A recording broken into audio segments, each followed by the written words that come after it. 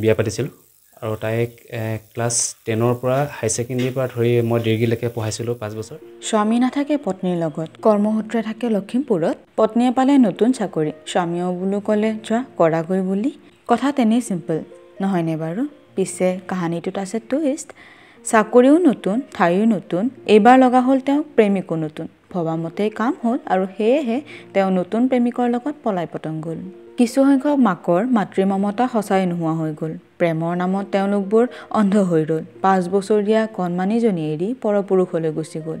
বাহ মডাৰ্নিটি, জীৱনবোৰ বৰ আচৰিত হৈ ৰ'ল। যুগৰ পৰিৱৰ্তন হ'ল, মানুহবোৰো মডাৰ্ণ হ'ল। কোনেও কাৰো কথা চিন্তা নকৰা হ'ল। জীয়াই থকা মাতৃয়েও ইচ্ছাই নিজৰ সন্তানকে মাতৃহাৰা কৰিব পৰা হ'ল। লাষ্ট ছেমিষ্টাৰত থাকোঁতে তাই চাকৰি পাইছিলে। চাকৰি পোৱাৰ পিছত বৰপেটাত জইনিং হ'ল।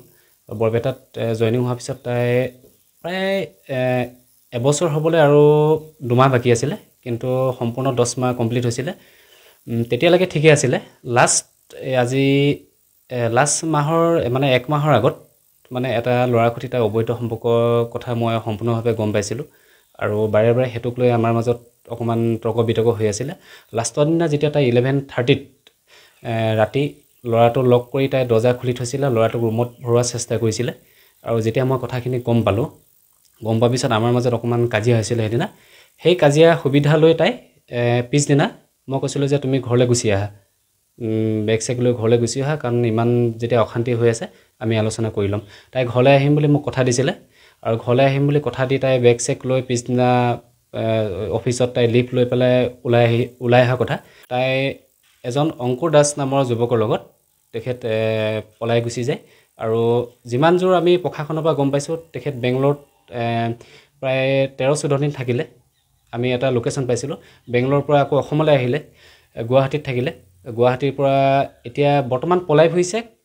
2জন ক'ত আছে কি আমি বৰ্তমানলৈকে মই একো গম পোৱা নাই। চাকৰিলৈ এতিয়ালৈকে তাই অহা নাই। আনঅথৰাইজ এবচেণ্ট আছে এতিয়ালৈকে। 5 তাৰিখে 1 মাহ হ'ব। তাই আজি ডেটলৈকে কোনো এটেণ্ডেঞ্চ নাই অফিচত। 7 বছৰ দিন মোৰ সৈতে সংসাৰ কৰিলে।